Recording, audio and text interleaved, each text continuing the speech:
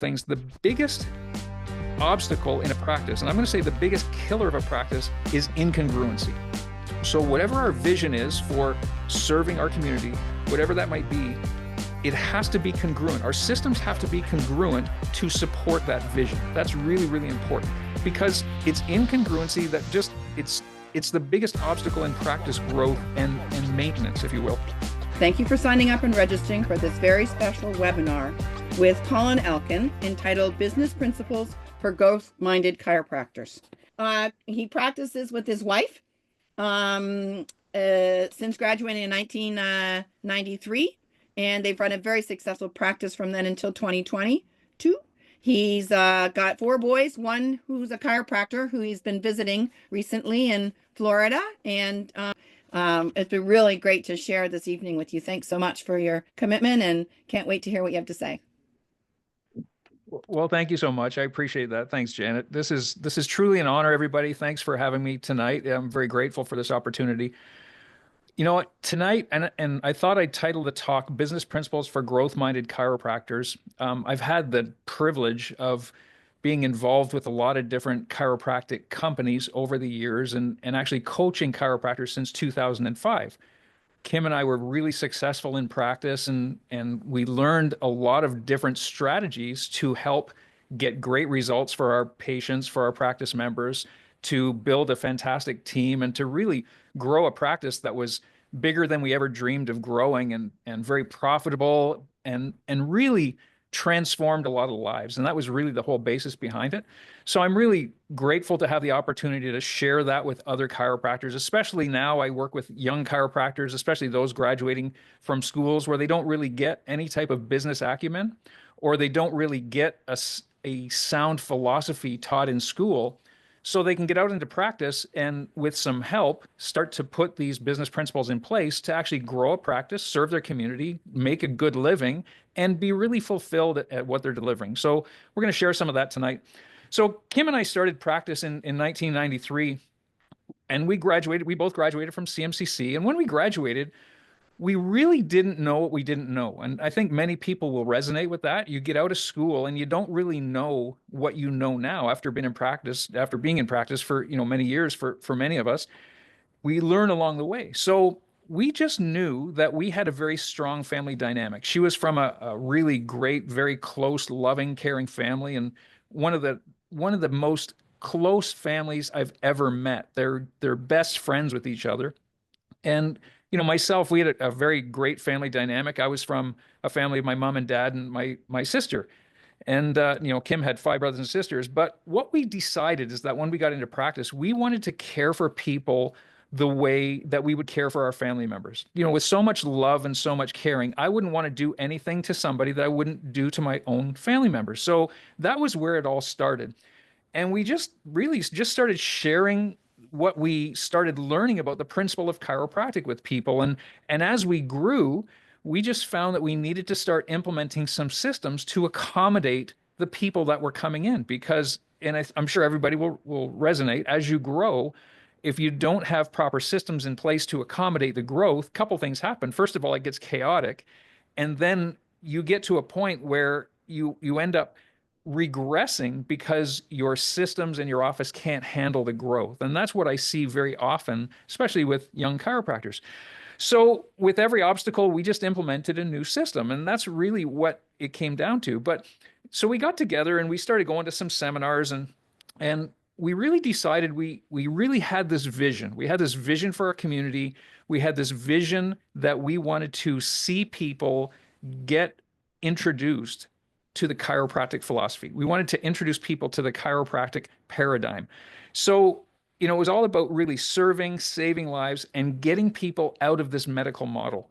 And, so that's what I would say is the first principle that we try to share with people, in our coaching program. And when I'm talking to other chiropractors, young chiropractors, is we really need to establish a vision. You need to have a big why. And really, what is your vision? Well, your vision is the problem that you see in the world that you want to see different. You want to see things change.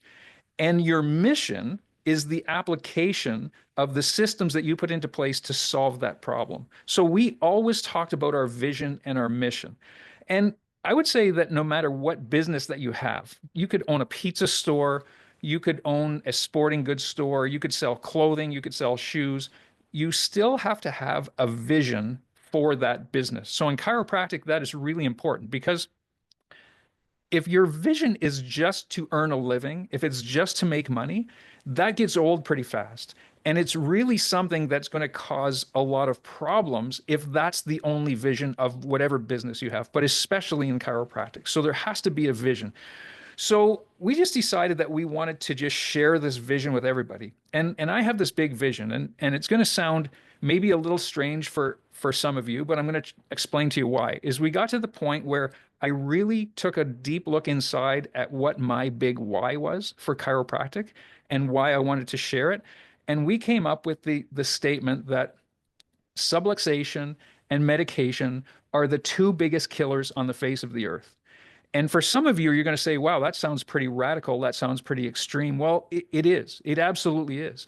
But to me, it's very, very real and it's very true. And I'm going to tell you why, because it all came down to my big why. And there's two big whys that really drove me through the years and still drive me to what I do today. Now, after being, in the profession for 32 years, and and I have some big goals in the profession, which I'll share in a little bit. But subluxation and medications are the two biggest killers on the face of the earth. Well, my mom grew up, she was a stay-at-home mom. She was a fantastic mom. She was a great housewife. My dad was the sole breadwinner. So we were a single income family, but he was gone by the time I woke up in the morning as a kid. He would be gone by 5:30, 6 o'clock.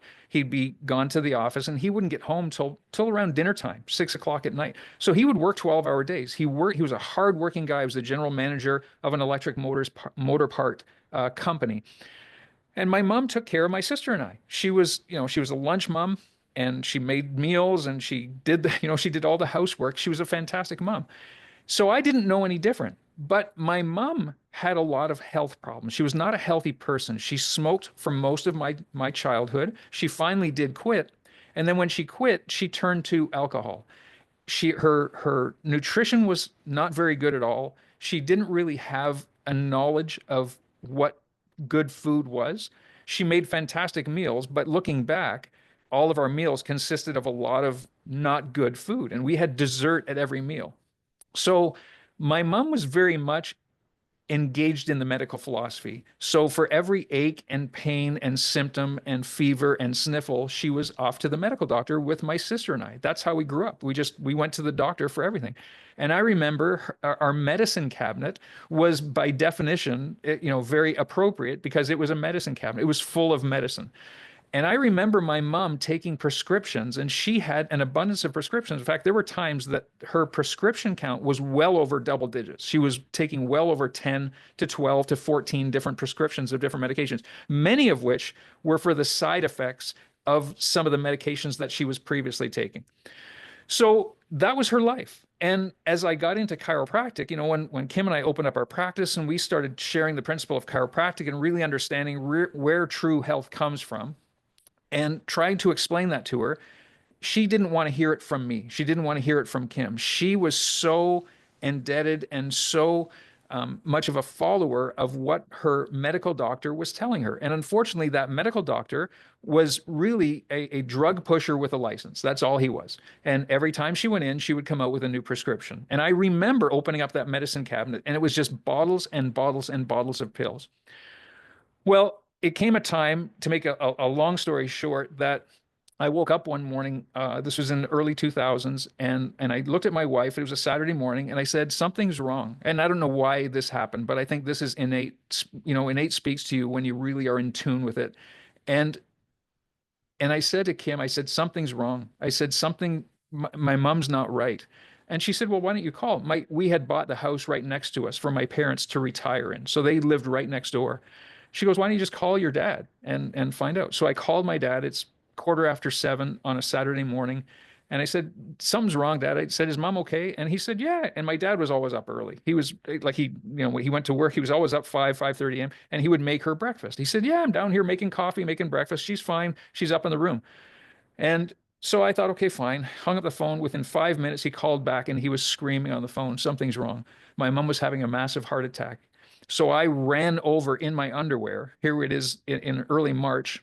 I ran over in my underwear and she was lying on the bed, foaming at the mouth. And so I actually started doing CPR on my mom. Well, she died in my arms. And it's something that haunts me to this day. But I said after all that happened and she was laid to rest, I said, I am never letting anybody go through that again. What I had to go through and the emotional trauma that put myself, my kids, and our family through, I'm never letting anybody go through that again. And that's why I said, I am letting everybody know the dangers and the side effects of chronic medication use. I'm going to let everybody know that. And I don't care what people think of me. I don't care. So that was one of the big whys. The second big why of that statement, when I say subluxations and medications are the two biggest killers on the face of the earth, the second one was my second son became a motocross racer. As a kid, it's funny how your past perceived voids create your present pursued reality. And so I always wanted a dirt bike when I was a kid. Never got one. Never got one. So when I had four boys, I have four boys. They're all very close together within 2 years each. And one of the boys expressed an interest in getting into motocross. So we got a little dirt bike and he actually started getting good at it. And so we got another dirt bike and then we got another dirt bike. Well, there was one point we had 6 dirt bikes in the garage, but he started racing and it was fun. It was a real family sport. But the thing is, when you're motocross racing, it's not if you're going to get injured or in an accident, it's just when. It's just a matter of time. So, of course, all the parents would go to the races, and many of the dads started having their own races. So there was actually a dad division. There was an older division. So I actually started riding motocross and racing. Well, unfortunately, I have a real competitive instinct with me, and my competitive attitude is far exceeding my abilities is when it comes to motocross. And so I was racing at a level that was far beyond what I could handle. And eventually I had an accident. So I had an accident during a race. I went over the bars, I landed on my head, and I actually broke my neck. So, and it was severe. It was bad. So I broke my neck in 4 places: C4, C6, C7, T1. Again, long story short, I got rushed to Hamilton General Hospital, the spinal trauma unit, and CAT scan, MRI. The doctor came out, and of course, I was pumped up on morphine, and this was over a course of about 48 hours. The doctor finally came out to Kim. She was already there at Hamilton General after the accident happened, and he said, in the conversation, he found out that we were both chiropractors, and he said, "I'm going to tell you something." And he's the chief of spinal surgery at Hamilton General Hospital. He said, "I have never seen a spinal vertebrae damaged so badly from an accident that didn't displace. My C7 vertebrae was in 32 fracture segments. It was like a stone hit a windshield, but he said the windshield didn't break. Like it shattered, but it didn't go anywhere. And he said that's only because your husband has a proper lordotic curve in his cervical spine. And he said that's the only reason this thing didn't shatter. He said if he didn't have that lordotic curve in his cervical spine, that C7 would have shattered, it would have exploded. And he said it would have gone everywhere. It would have either killed him or he would be a total quadriplegic. So he said chiropractic, he actually said chiropractic saved your husband's life.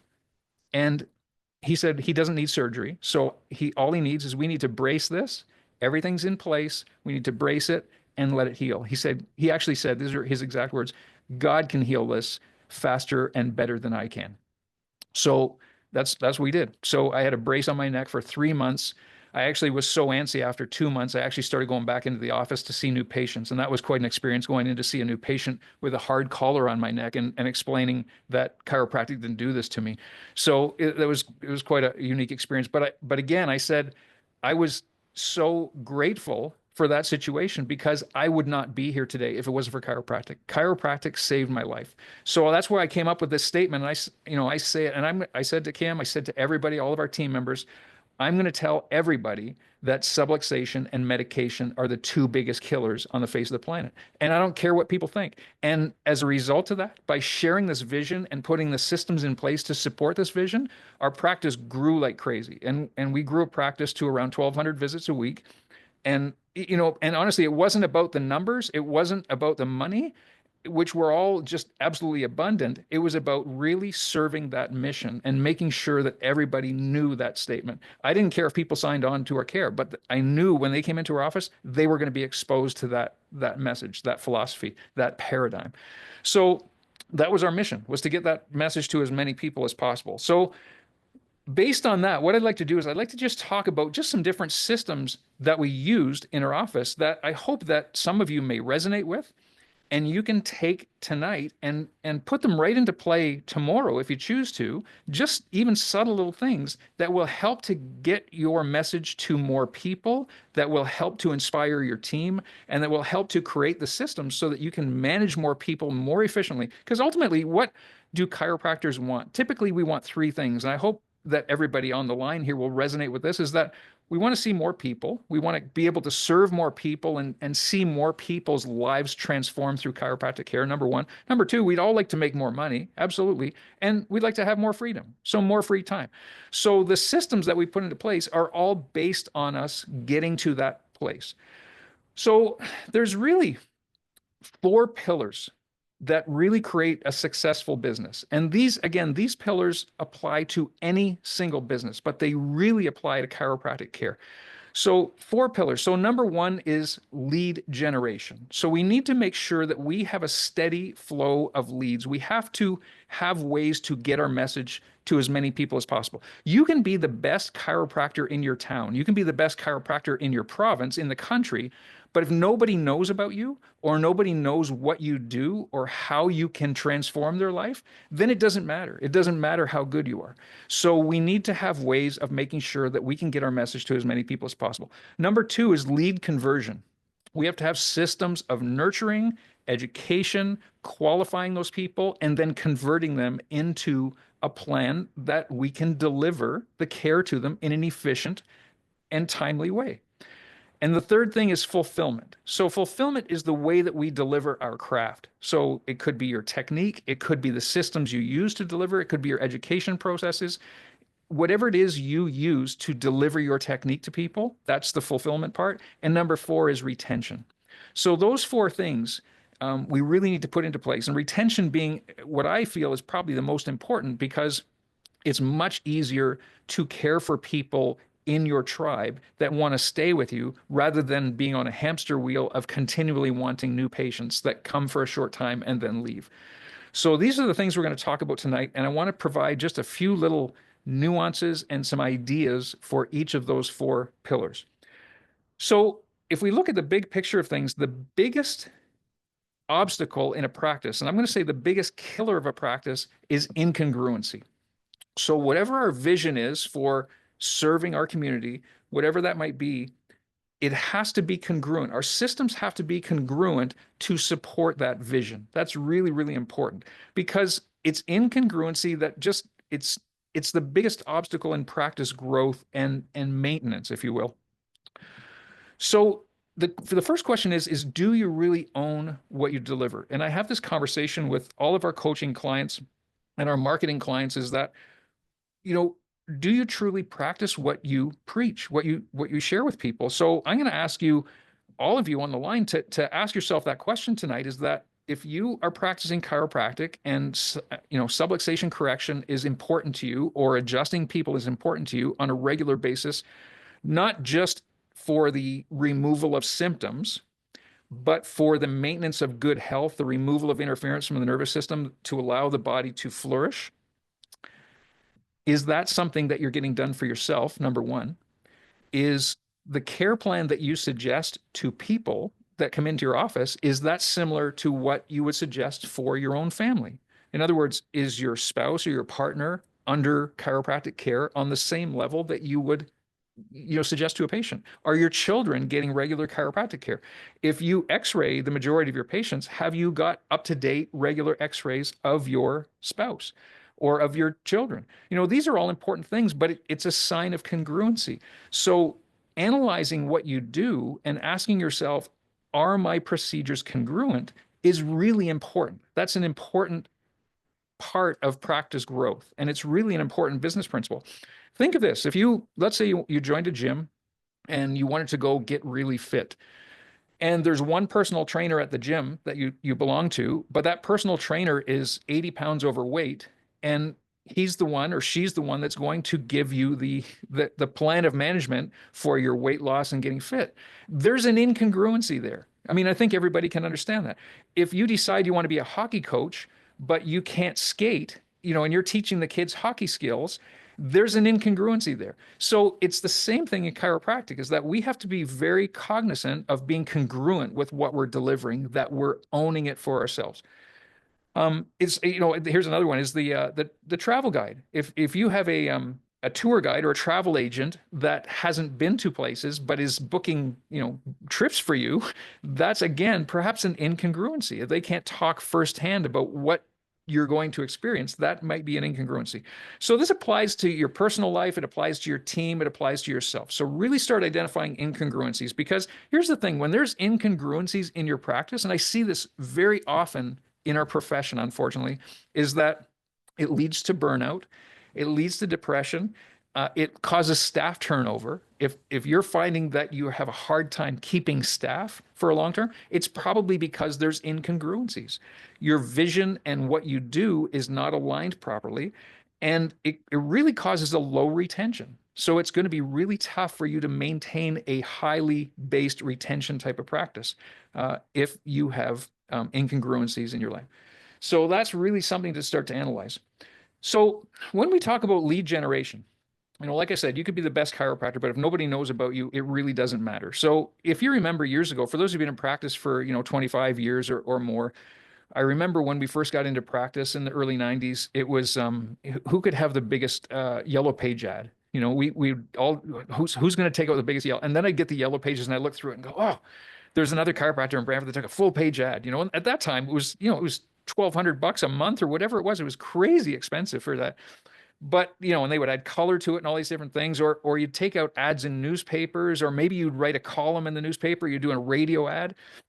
So now that things have changed, the big thing to ask yourself now when it comes to lead generation is, do you have an online presence? And this is something that we really need to come to terms with this, and that if you're wanting to build a viable practice that is sustainable, that is really a leader in your community, you have to have a good online presence. So I'm going to ask you, how often do you update your website? Or do you have a team member that updates your website on a regular basis?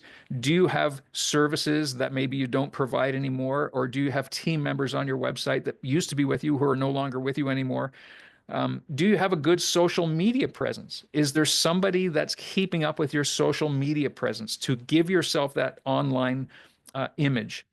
And are you collecting reviews? Do you have a system in place to collect reviews on a regular basis? Or do you have a staff member that is maybe incentivized to capture reviews? There's other things that many marketing systems can do, including the one that we have, is that we actually will put a review filter system in for people, so that not only will it capture reviews, it'll ask people for reviews, but then it filters reviews, so it only publishes high level reviews, 4 and 5 star reviews to Google, and anything less than that it'll filter, so you can deal with it internally and still talk to the person who left a bad review, but it doesn't get published to Google. So that's really a nice system to have. Are you collecting video testimonials? This is a big one.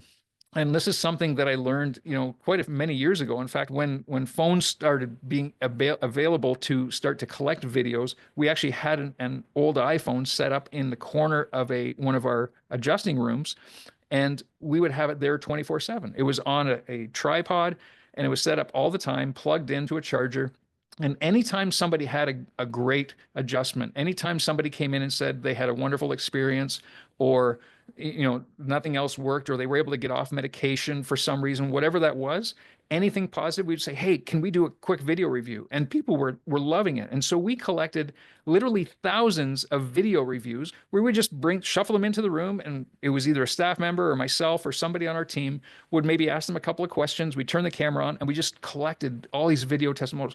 And then what we would do is we would make a reel of them on a video, and it might be an hour and a half long video of 30-second testimonials, and we would just play it in our office. That was on the TV in our office, so people could see all these affirmations and the benefits of people coming in. But it created such a good energy in the office. It really added to the whole culture of what we were trying to create.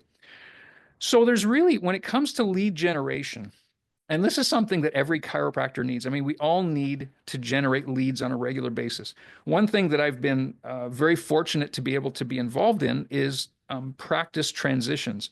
So, in other words, we sold our practice a couple of years ago. It was actually kind of a neat story. The fellow who bought our practice was a patient when he was 12, 13 years old. And what happened was he started becoming inspired about chiropractic. I said, "Hey, come on in and shadow." And he would come in and shadow. And we talked about chiropractic schools as he got older, and he went away to Palmer and then came back. He practiced somewhere else for a few years and then came back as an associate. And 5 years later, we talked about buying the practice. And sure enough, that's what happened. He bought the practice a couple of years ago. So it's funny, BJ said, you never know how far reaching something you say, think, or do today will affect the lives of millions tomorrow. Well, that's prime example of that.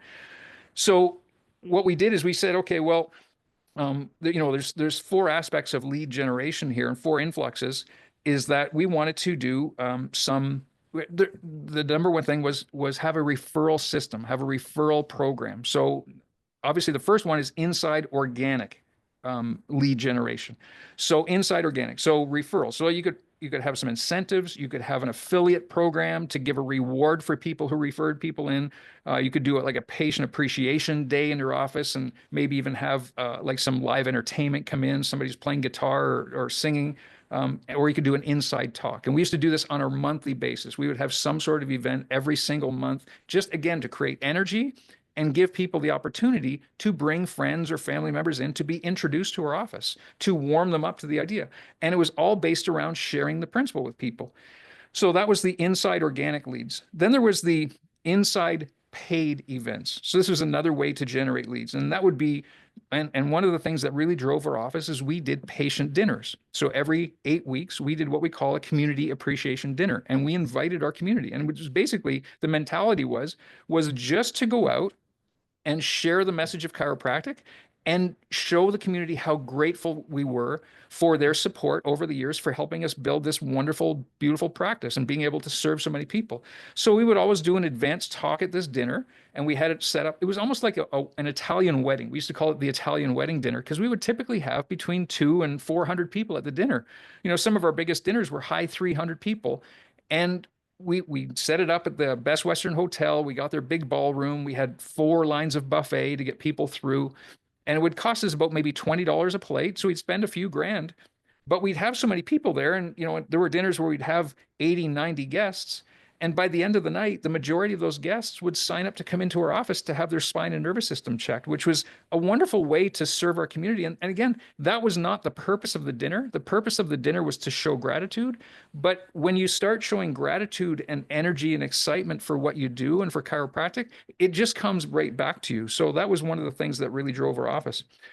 You could go out and be a guest speaker or start to create some partnerships with other offices. Those are again inside paid events. And when I say partnerships, it could be with other health practitioners that you may want to come in and have them do a guest talk. We had some partners that sold natural cleaning products. We had partners that sold essential oils, and they would come in and do some sort of advanced talk, which again would attract more people. And then the third one was outside organic. So outside organic being we would go and do company support group talks, or go to a company and just do a talk on ergonomics or do a talk on nutrition or whatever that might be. We would become a sport. I was at sports team, Carl, for many different hockey teams over the years. I had a real good relationship with Brantford Minor Hockey and became the team chiropractor for many of those hockey teams. We volunteered at a homeless shelter. We would actually go and serve people and adjust people at the homeless shelter. And then I would often offer my services to go speak at schools. And many teachers especially those that were patients, got to know me and would invite me in to go and speak to their high school classroom. And as a result of that, there were many students that got inspired to become chiropractors in the Brantford area, which was really kind of fun. And then there's, of course, the outside paid marketing. And this is a big one because most chiropractors now are doing some form of online marketing, right? So, many of you on the line, I'm sure you're doing some level of online marketing. Well, there's online marketing, which I'll talk about in a little bit, but there's other things that you can do outside that are good paid events too. Lunch and learns are a big thing. Many companies would embrace the idea of a guest speaker coming in and bringing a light lunch for their employees.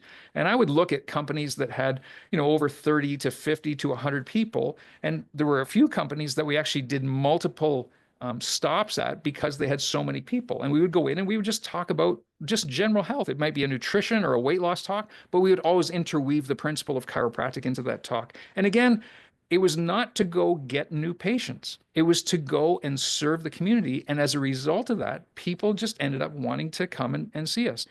But the nice thing was that it created warm leads. And warm leads often had an idea of what you did. They had an idea of why they were coming.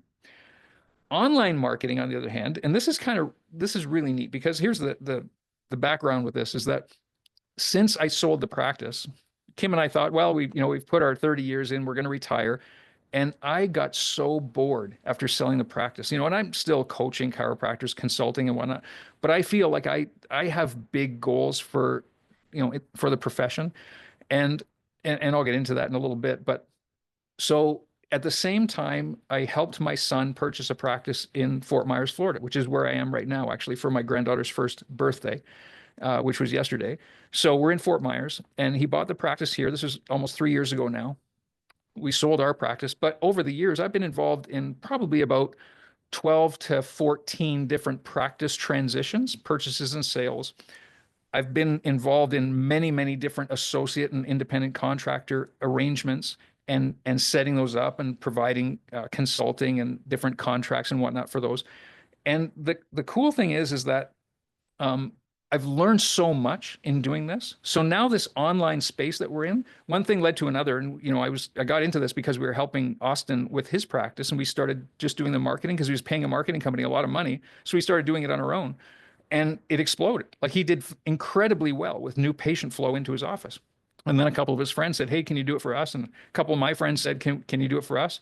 And then the next thing you know, we have a marketing company. So now I have ChiroThrivePracticeSolutions.com, which is our marketing company. And so the neat thing is that we have a very unique spin on marketing because you'll know that there's hundreds of marketing companies that target chiropractors as clients.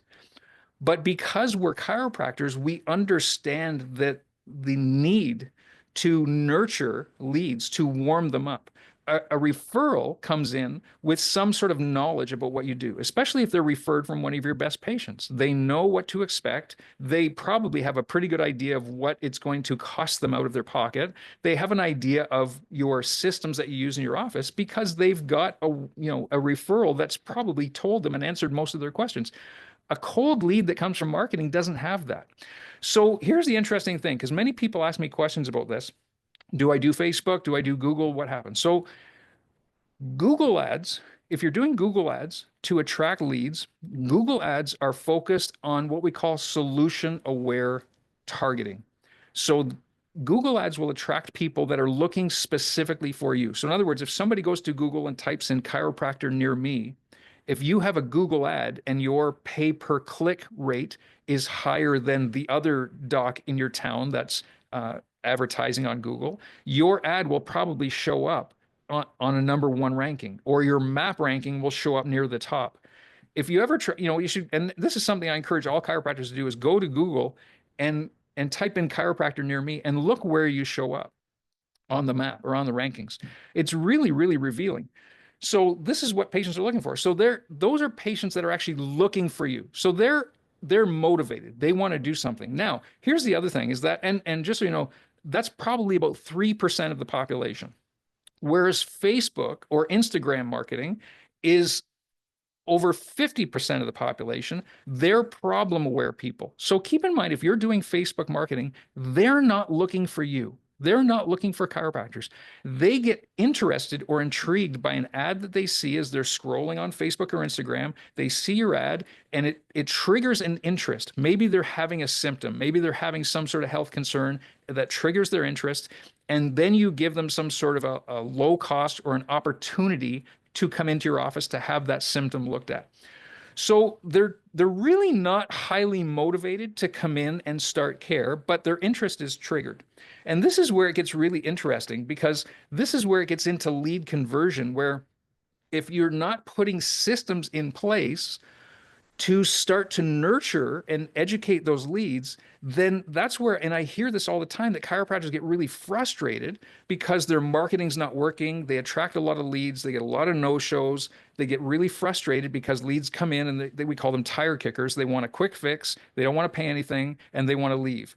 So that's why what we try to do is we put these nurture systems in place. So I'd like to just share with you some of the things that we can do to, and you can start doing these right away, whether you're doing any type of online marketing or not. But what it's going to do is going to help warm the leads up and give them an idea of how you deliver chiropractic care. So this is certainly something that is a great business model to promote your office in a positive way.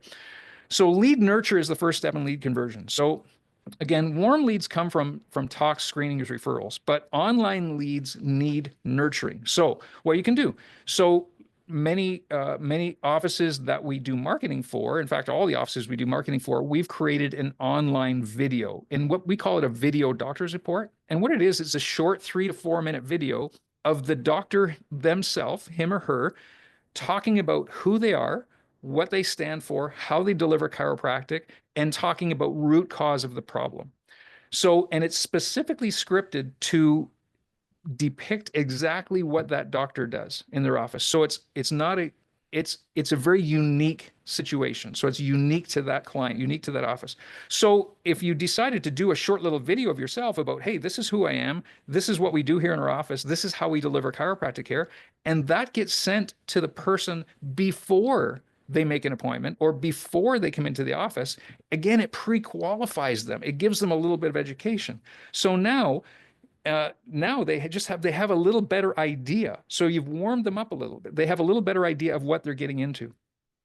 The other thing that we really try to suggest is that you do an online form. So many of you are using online forms already. You send, when a person makes an appointment before they come into the office, this is a new patient, you send them an online form, and the online form should be a digital format form. It's something that they can click on a link, they can do it on their phone, fill out all their information on their phone, submit it, and it goes back to you. If you're still sending online forms in the form of a PDF that they have to download and then print off and fill out and then scan and send back to you, I would suggest just stop doing that, because people don't do that. And you're probably finding if you're using that technique or that strategy, you're probably getting a lot of people that haven't filled their forms out by the time they show up in your office. But the online form where they can fill it out on their phone is a great way to do it.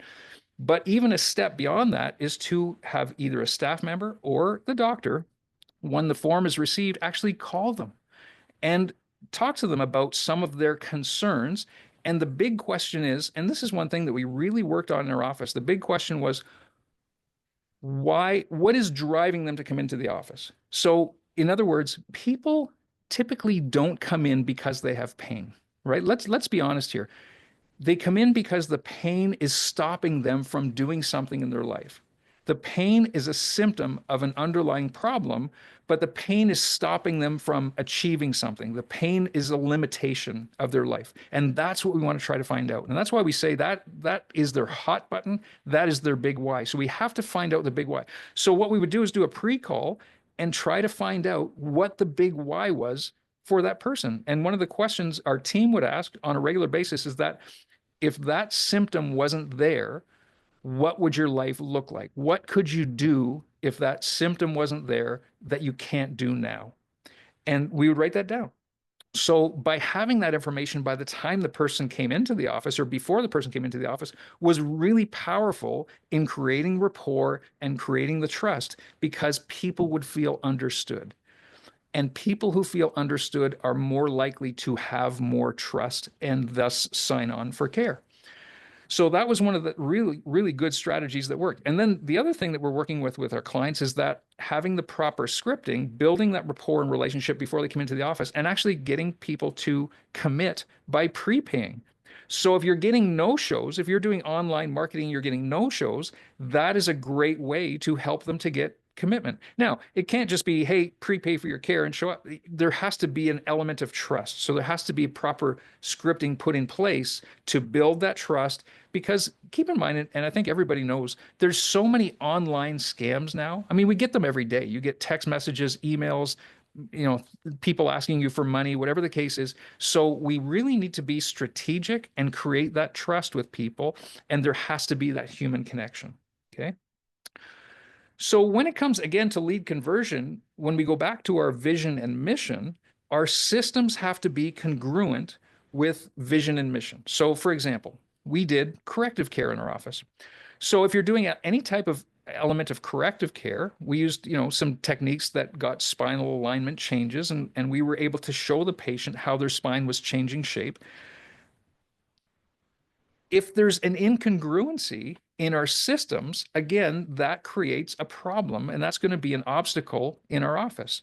So on the first day, our mission was, and let's go back a step and just say that when patients come into their office, typically we always had the mindset of really what it is, what do they want? They want pain relief now, especially if they're coming in with a symptom. They want pain relief. They want it now. And how much do they want to pay? Well, next to nothing. So we need to meet them where we're at, where they're at, and we need to put the systems in place to create that trust and allow them to start to feel like this is the place that they know they need to be. So by making sure we put those systems in place, so creating the trust, rapport, we do that pre-call, we create confidence.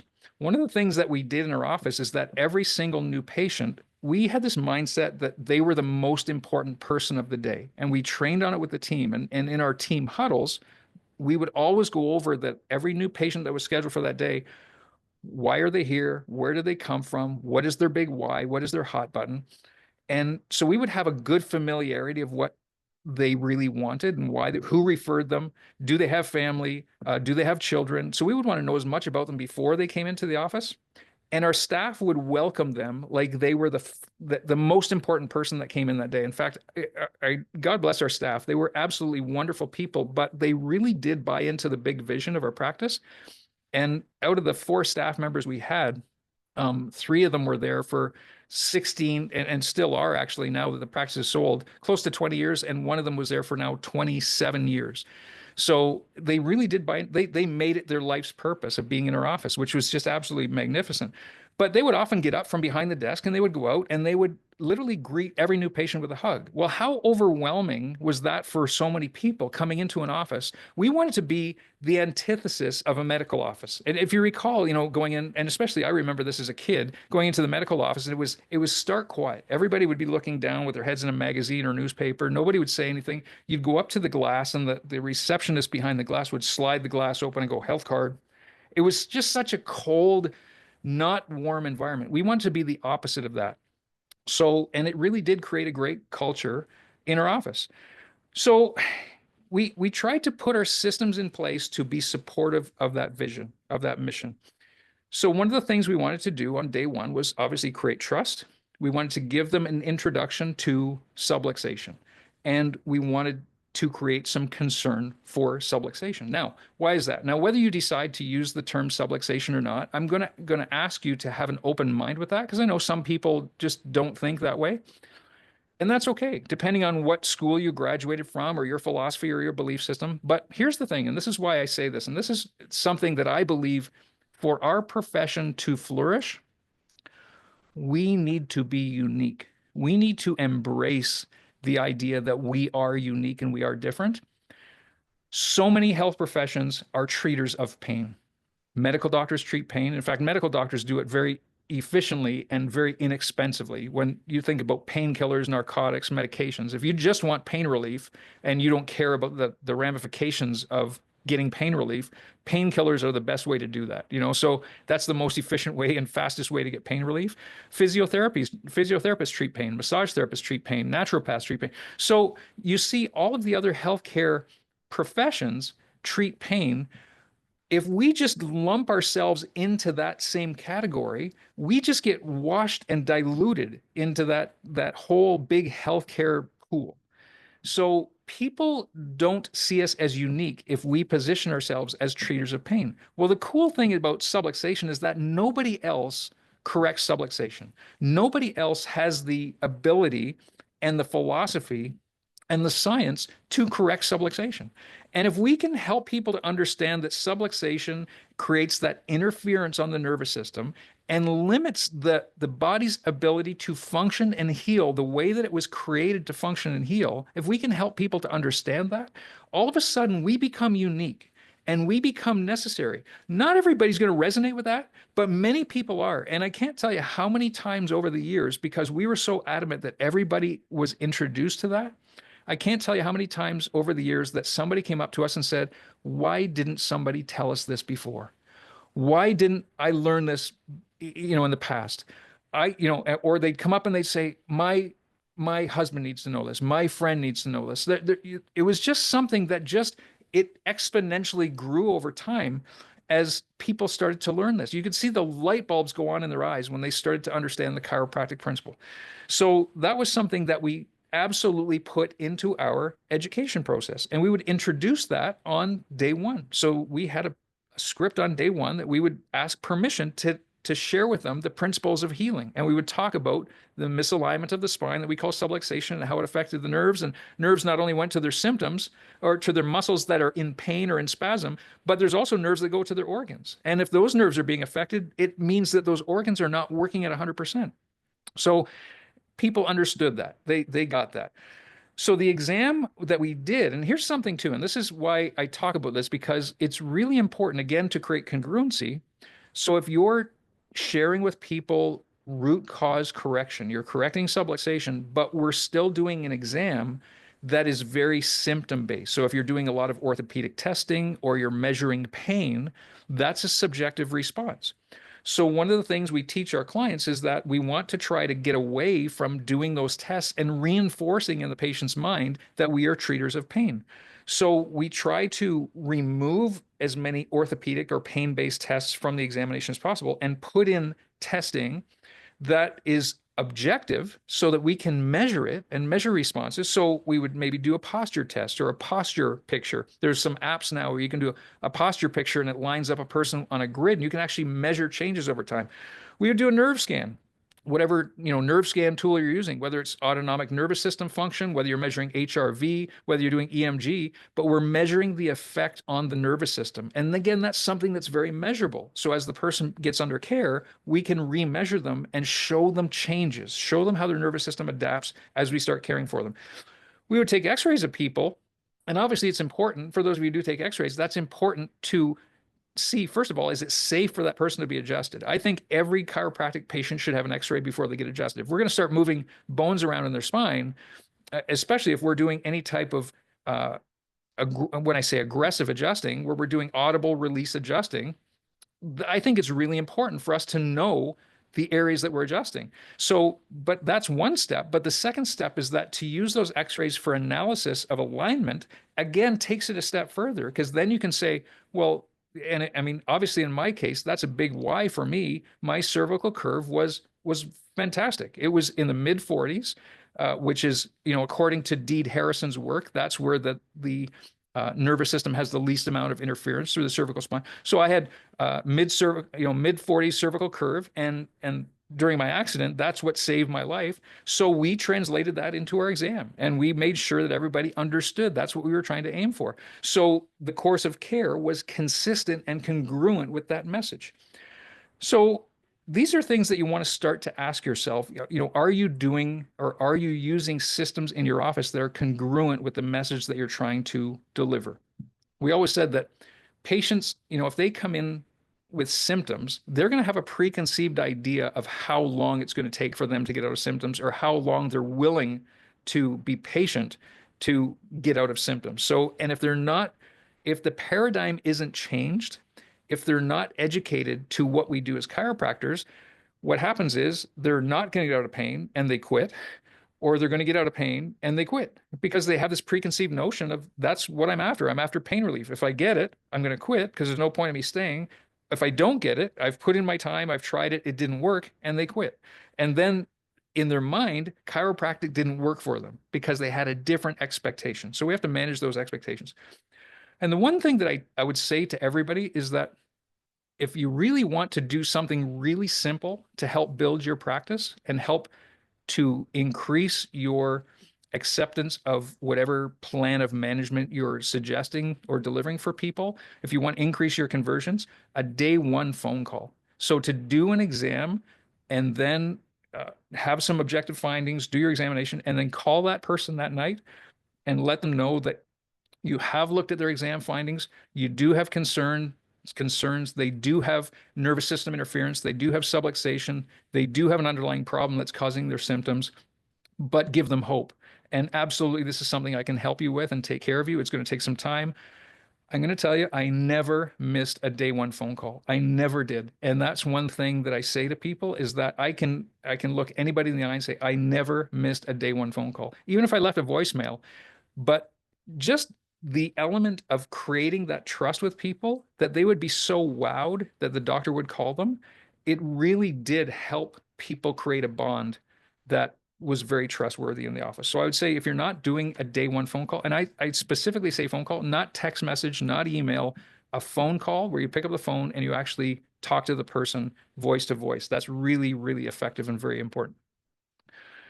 And then, so here's the other thing too, is that, and many people have their own way of doing things, but my suggestion would be to, if you really want to build your practice and you're interested in growing, you're interested in serving more people, hold in high esteem what you do. You're very highly educated people. You've put a lot of time into your training.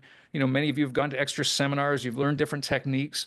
You're on this call tonight just to learn and better yourself.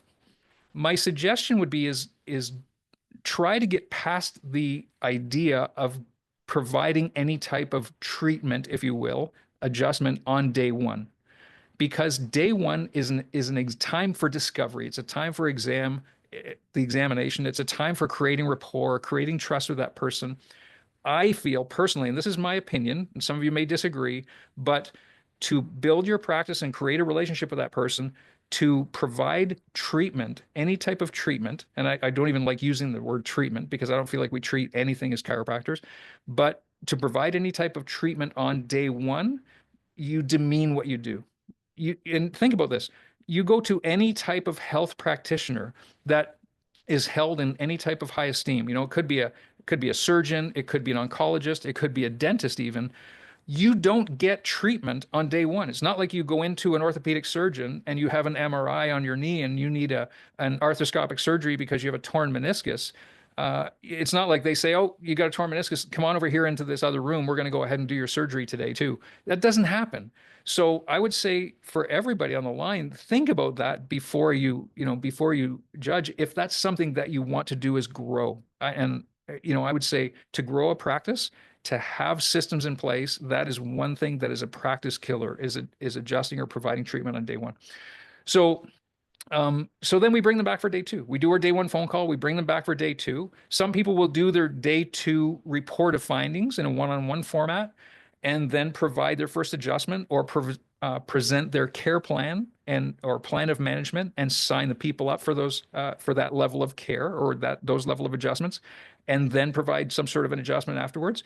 But to give them an idea that there is hope, that the problem that they have that they came in with is a symptom of an underlying problem, and the problem is at the level of their nervous system. And nervous system interference is one of the worst things that can possibly happen because it limits the gift that we have of this intelligence within us, this healing within us, the healing that digests our food, the power that beats our heart, that allows us to live and live a life of full expression is limited when we have a subluxation, when our nervous system is interfered with.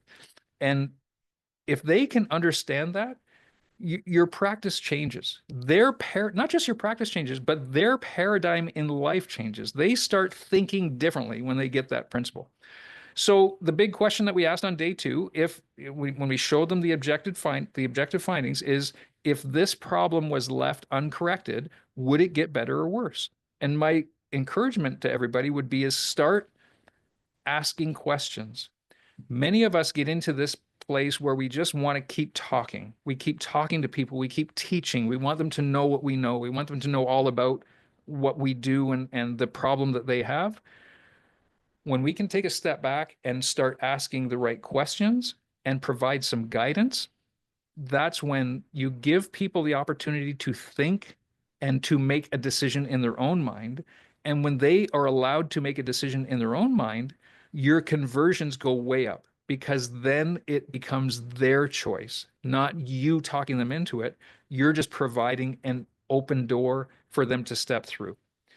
So that was a big one. And that's something that we train on very, very regularly. So the third level of practice growth or business mastery is fulfillment and delivery. So we talked about lead attraction or lead generation. We talked about lead conversion. Now fulfillment and delivery. And this is an important one because this is where you start to allow people. I just want to check my time here, make sure I'm okay. This is where you start to allow people to see how you deliver your craft, right? So this is your technique that you use. This is the way that you deliver chiropractic. So when we created a care plan for people, and again, we use corrective care. So again, it has to fall into your vision. But we created a care plan that involved the patient being engaged in their care. So it wasn't just us providing care to that patient. We wanted to create a team effort. So every care plan that we had was based on the expectation of changing those objective findings. So whether it was the changes we wanted to see on their x-rays or the changes we wanted to see on their nerve scans or whatever objective measurements that we were using, and it was all based on that. And we wanted to have them involved. So every single patient that came in had some level of home care that they were to do at home between their visits. And that happened for a couple of reasons, because we wanted to make sure that they were fully engaged in their care, that they were an active part of it. And we wanted to get as good results as possible. So by them doing home care, they would help to relax and stretch some of the muscles, the supportive muscles of the areas in the spine we were trying to change. Maybe they were using head weights, maybe they were using sleep rolls or Dena rolls, maybe they were using a Cerviguard, whatever that was, to help to get that desired objective change. So, and I would say that's where you can start to have a business mindset, because not only did that get the patients engaged, it it helped us to get better results, but it also provided an element of another income stream. I mean, people would buy into this. They would purchase the home care equipment. They were actively involved in their rehabilitation. So this is where we can start thinking about business. Now, I'm gonna challenge a few of you on the line here. Is what you do in your office congruent with your thinking? So in other words, many of you might sell supplements. Many chiropractors sell supplements. It's an extra form of income. But do you have supportive strategies in your office to educate people about those supplements? In other words, do you do a regular nutrition talk? Do you do nutritional assessments or weight loss assessments on people? Are you measuring people's weight and body fat to support that? Are you doing some sort of a nutritional survey or testing in your office if you're going to sell supplements so that you can be accurate and recommend the best supplements? Or is it just very random? And that's a question you have to ask yourself. So that can be a wonderful extra stream of income. And if it's done properly and effectively to provide education, it can be a really wonderful stream of income, plus help the patients to make good nutritional decisions. Because they don't get that. Like, unless they're seeing a naturopath regularly or something, if you're providing that in your office, and this is something that we did, is we had actually had a staff member get really involved in that, and she actually took some courses, and she was the one who ran the nutritional program. I would do nutrition talks once a month, and that would bring a lot of people in and guests in. Of course, we'd introduce them to chiropractic, but it gave them a reason to want to come to our office. It created a culture and an energy. And then the staff member, she became a holistic nutritionist, was doing nutritional consultations for them as well. So there's ways to add extra streams of income. Here's another idea too. And I just had this conversation with one of our coaching clients. She runs a very, very principled chiropractic practice. She practices 3 days a week, Tuesday, Wednesday, Thursday. She's condensed her days into Tuesday, Wednesday, Thursday. And she sees about 150 people a day. So 450 people a week. Fantastic practice. Very God-centered person. She does a doctor's report and orientation. She teaches people about the principle of chiropractic. She has great response. But what she said was a bottleneck in her office is when people, even though they'd been through the doctor's report, they understood the principle, they're coming in, would come in with some sort of symptom, whether it's knee pain or ankle pain. And she felt she was trying to spend so much time educating those people about removing interference from the spine, allowing the nervous system to function, allowing the body to heal, being patient with that healing. So I said, why don't you consider getting some sort of a symptom-based modality in your office to support that? And here's the thing that we have to, as principal, if you're a very subluxation-based chiropractor, that if we're thinking that way and our blinders are on, then that would be sacrilege. That would be terrible to think and even suggest that.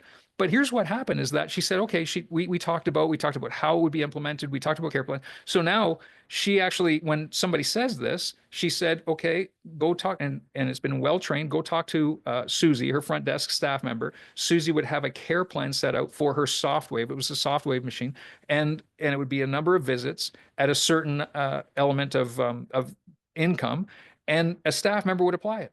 So now she's providing a quick win for that person to give them symptomatic relief, reduce inflammation. They're still getting adjusted. They're still being taught the principle of chiropractic, and it's keeping her focused on delivering principle, and it's keeping her able to manage her time better with those patients. Not to mention now they have a great routine and a great system in using that implemented into her office that it's bringing in about another $20,000 a month in income. So it's been a great business model for her because it solved all those problems that she was having and the bottlenecks that she was having in the past.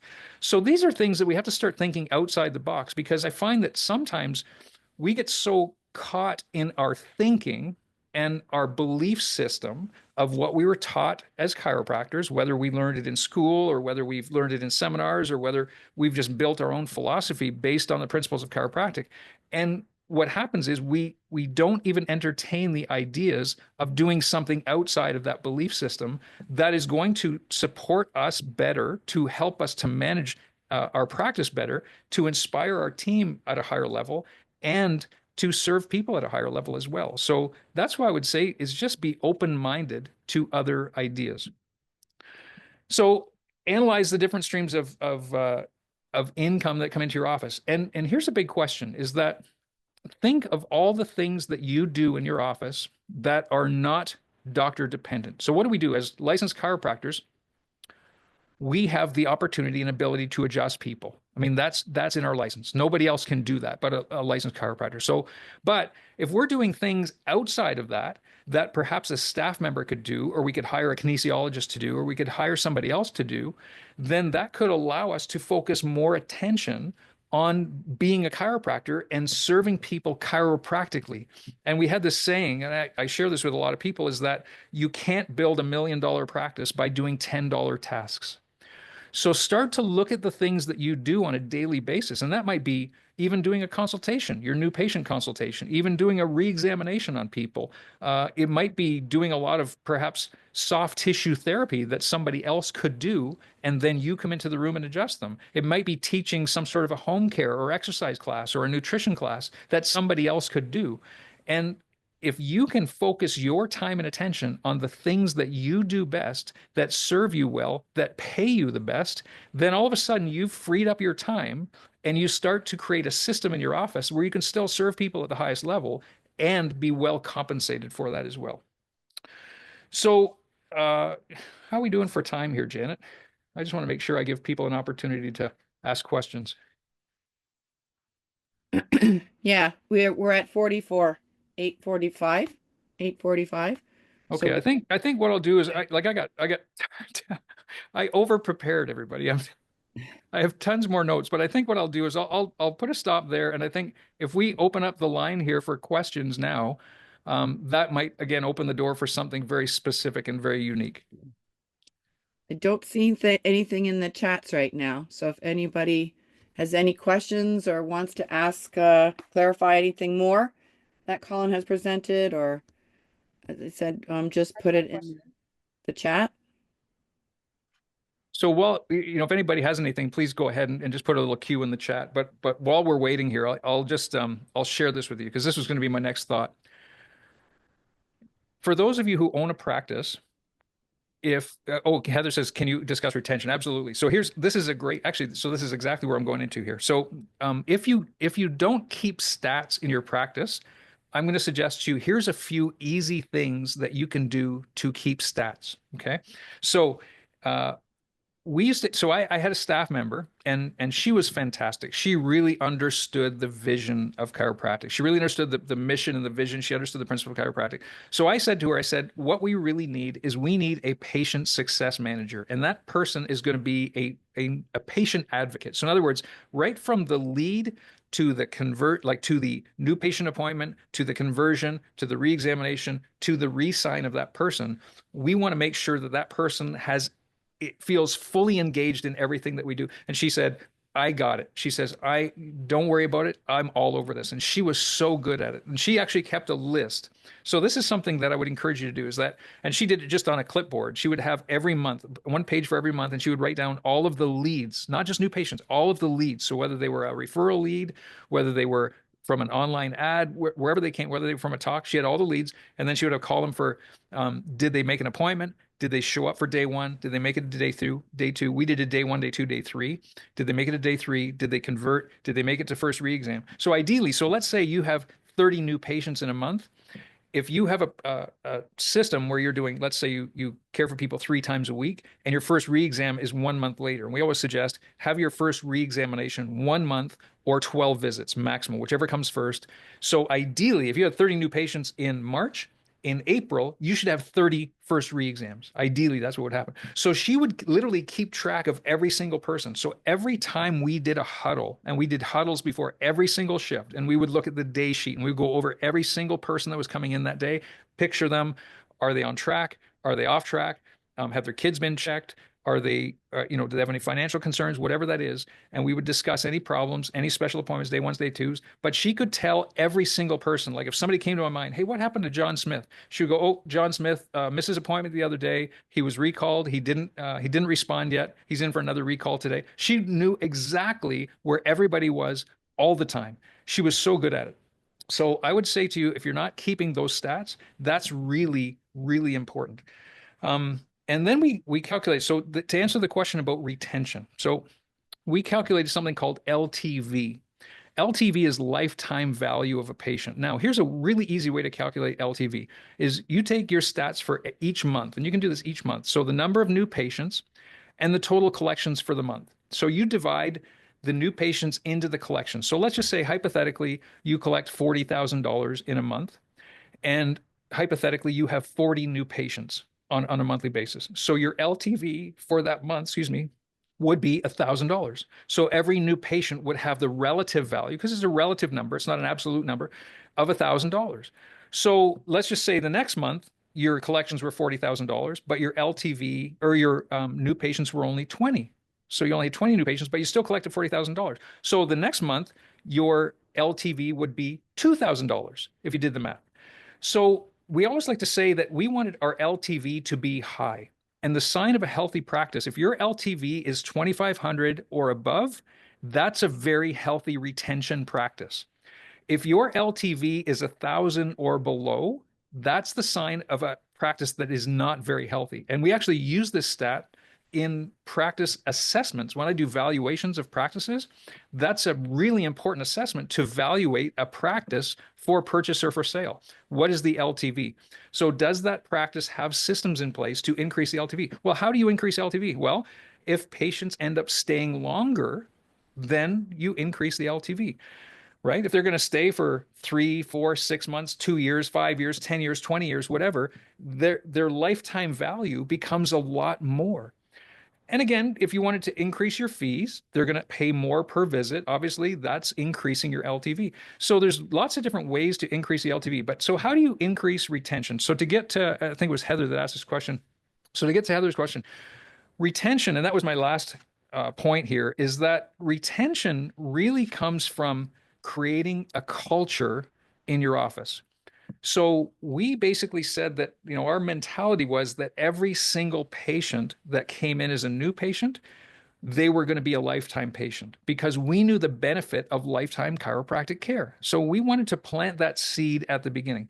So everything from our new patient tour And I actually have a YouTube channel. This is something too. If you want more information, you go to at Dr. Elkin on YouTube, or just look me up on YouTube. There's practice strategies videos. There's over 100 videos now of different practice strategies, how to do a day one, how to do a day two, the new patient tour. But the new patient tour is really worthwhile because it plants seeds of lifetime care. It plants seeds of family care. So we would actually, so the staff would bring the new patient through and they would show them different things in our office. They would talk about the corrective care systems that we use. They would talk about some of the home care devices that people were using. They would show them a picture of BJ or DD Palmer adjusting Harvey Lillard. And they would plant the seed that, hey, Harvey Lillard wasn't in pain. He got adjusted because he had a bone at a place in his spine that was pressing on nerves that was stopping his hearing. And so for a patient to hear that on the first day, again, it's planting a seed in their mind. It's not about pain. We also had a poster that we did showing probably about 50 different children being adjusted. And that was, again, planting a seed that people bring their kids in to get adjusted. So that was all part of the new patient tour. So that's a great way to, again, increase the retention. One thing that we always talked about, and so before every shift, we did a huddle, we did a staff meeting once a week, and these were written in stone. So we did a 1 hour staff meeting once a week, and we did a 1 hour training once a week. And we would train on systems in our office. We would manage objections. We would train on the delivery. I wanted to know exactly what the staff was saying during day one, during day two. I wanted the staff to know exactly what I was saying in the room with a new patient. So we were very systematized in our office because we wanted to give an excellent, consistent message of chiropractic care for everybody that came in. So we trained on that. But we always talked about creating a culture and keeping it exciting. So every single staff meeting, we would always be planning ahead. So we had at least 6 months of events planned in advance. So we had a regular, and we used to call this a perfect repeatable month. So, in our perfect repeatable month, we would do our live doctor's reports, our orientations. There were times when we were really busy, we were doing them 3 times a week because I wanted every single new patient to come to a doctor's report. I wanted them to understand the principle of chiropractic. Whether they started care or not, that was up to them, but I wanted them to be introduced to the principle of chiropractic. So I didn't want anybody telling us, oh, they couldn't make it Tuesday night to our doctor's report. So we had Tuesday night, Thursday lunchtime doctor's report. So everybody had the opportunity to make it. And we always had regular events. So it was a monthly nutrition talk. Every single month, we did nutrition 101, 102, and 103, and we would just repeat them every 3 months. And so that was, again, introducing people to chiropractic, but getting them involved in creating culture in our office. And then we had our community dinner program that was every 8 weeks. So we had that all set up, and that was set up pretty much through the year because we had to book out the Best Western and book out the grand ballroom for that. And we would always do an advanced talk of that. So to create retention was really creating the culture. So people wanted to come and wanted to be there. We weren't trying to keep them in our office. We were trying to create a culture that would attract them in. Because we did corrective care, we chose that, for us to do corrective care, it takes time. It's not a visit by visit type of thing. So we had a care plan that was a longer term care plan, whether it was over a period of a few months or maybe even a year, that we would have those expected results in that time. And we decided that, we weren't willing to work with people who weren't willing to commit to that. There are lots of other chiropractors in our community that would see people on a visit by visit basis. So if you wanted to pay by the visit, God bless you. That's perfectly fine. Go on. I would refer them to some other friends of mine in town. I'm not trying to force them to do anything against their will, but this is what we deliver. And we were so confident in what we could deliver on a very high level. It would, again, be incongruent for me to accept somebody if they were just willing to kind of pay as they go, which would end up costing them more than getting on a care plan, and also really not show commitment in the overall picture that we're trying to create. So, an overall result that we're trying to create. So that's why we just decided to put these systems in place and really be firm and stick with them. And that, again, it turned out that when we had people come in, they would stay for a long time. In fact, my wife, I called her the queen of retention because she was, and here's, so to answer your question. So she got to the point where we had our 4 boys and she wanted to spend a lot of time with the boys. So she got her practice down to 2 days a week, and she would work 2 5-hour shifts per week, Monday afternoon, evening, and Wednesday morning. They were her 2 shifts per week. And in those 2 shifts, she was seeing about 400 people. So about 200 people each day.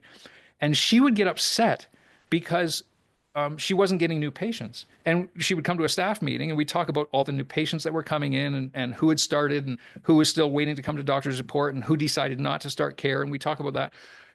And we had systems in place to address people that didn't want to start care. Like we would do exit interviews with people and ask them why they didn't decide to start care. Could we have done something better or something different? We had all these systems in place. But she would get upset because she wasn't getting new patients. And the staff would go, there's no room in your schedule to put a new patient in. So, it's funny because she had this practice of 400 visits per week, but she would maybe get one or two new patients a month. That was it because people just stayed. But I give her credit because this is what she did is that she had such great relationships with people. She would call them, if they had a bad day, if they came in and had a bad day or they said something that was, unusual, she would put them on her call list and she actually had, so here's another thing she actually had a staff member follow her around so she could just adjust and the staff member was punching in things in the computer for notes and typing notes. So Kim did not take any notes at all. Her staff member did everything for her and then she would go to the next person. So she was only adjusting people and obviously, she could see 40 people in an hour and keep on top of things and still they felt like they were being fully cared for and very present during that time. But if something wasn't right, she would get Lisa to put the name on the call list and she would call them that night. If she did a re-exam on somebody, she would call them and talk about the re-exam. So she was talking to people. She had an hour in the evening or half an hour in the evening where she would actually make phone calls to people. But that's one of the reasons why she had such a great practice. But as a result of that, Kim would we had to turn down so many invitations to weddings, like patients, children of patients would get married and we'd get an invite to the wedding because they were Kim's patients. She was just part of their family. Invites to asked to speak at funerals or very special events. It was really a huge honor, but I give her tremendous credit because she attracted that. And that was all part of the whole idea of creating great retention. She just felt that she wanted to create a bond with people. So it was really creating a culture. We had a huge children's aspect of our practice, but we put the systems in place to encourage people to bring their kids in. And one of the things that I said to people is that if they have spinal misalignment and subluxation, that is a very genetic problem. And you see it. You'll see it. Look at your own children. Look at people their posture. Children often adapt the same posture. So spinal abnormality, spinal dysfunction, spinal subluxation is very genetic. You see it. You see scoliosis passed down, especially on the female side. Mother, daughter, grandmother, daughter, granddaughter. It's very, very common. So we shared that with people and said it would be incongruent for us. We adjust our kids very regularly. They get adjusted the day they were born. In fact, we had home births. All of our kids, and I shared this with everybody during doctor's report, all of our kids got adjusted the day they were born. In fact, the cord wasn't even cut. They were adjusted before the umbilical cord was cut. Maybe some of you might think that's pretty extreme, but that's just normal for us. None of our kids has ever had a medication in their lifetime. No antibiotics, no injections, no nothing. We just chose not to. That didn't fit into our philosophy. So we shared that with people, and people decided that's the way they wanted to live too. So it would be incongruent for us not to suggest that they bring their kids in to get checked. So we just had a regular, steady flow of people, and we systematize it so that after their X-ray report, after their doctor's report, the staff would ask, okay, so Dr. Call and Dr. Kim would love for you to get your kids checked. When can we do that? And they would book their kids. And it didn't mean they had to start care, but they had to come in and at least get an examination. If an X-ray was necessary, we would X-ray them, but they would at least get an examination. And many of the kids then started chiropractic care. But I would want them to know if the children were developing a scoliosis or some sort of spinal dysfunction that could be prevented, why wouldn't I want them to know that? So we just put the systems in place. And the staff were 100% on board with that because we shared the vision with them. So that was, again, really important, created great retention and really helped grow the practice. So hopefully that answers gives you a little bit of answer to that question. So Courtney said here, let me just look at these. So Courtney said, what sort of incentives do you suggest for staff collecting reviews? So I actually have a video on YouTube. So if you go to the YouTube channel, there's a video on creating a bonus structure or profit sharing for staff. And I actually talk about different incentives. So it could just be putting one person in charge of that and saying every single video review, you would give them $20 up to a maximum of $5 per month. So they could earn an extra $100 per month if they collected at least 5 five Google reviews, so per month. So that could be put in place very, very easily. And then having that filter where you can actually collect those, like ask people for a review. And if it's a 4 or 5 star review, it gets directed to Google. And if it doesn't, it gets, and if you're interested in learning more about that, I can help you with that. So contact me about that. Um, let's see. Beth says, thank you. I just want to thank you for wonderful. Well, thank you. I appreciate that, Beth. Thank you. Let's see here. Appreciate your time. Is there a script to convert symptom-based patient to subluxation-based thinking? Absolutely. So, Dr. Irving, yes. Is there a script to convert symptom-based patients to subluxation? So, that's a longer answer, but absolutely, that is certainly something that it's a system in place. It's really meeting them where they're at, showing them the root cause of the problem, having objective findings, talking about what that's doing to their body, and getting them under some sort of commitment for care. And again, asking the right questions after you've given them some education. So that's a longer form answer. And again, there's on the YouTube channel. So if you check out my YouTube videos, there's ways. So I have a day 1, day 2, and day 3 video that goes into detail on procedures, scripting, and how to address that. In fact, there's one where I do a case study with people or with one of our clients that talk right through step by step, including the staff scripting, like what the staff should say and how that examination should go, and then the closing of the examination as well. So Courtney said, what was the point of the post paperwork pre-office visit call? The post paperwork pre-office visit. Oh, okay. From patient perspective. Okay. So yeah. So yes, is the doc trying to find their hot button? So so this specifically, we use this strategy for our marketing clients.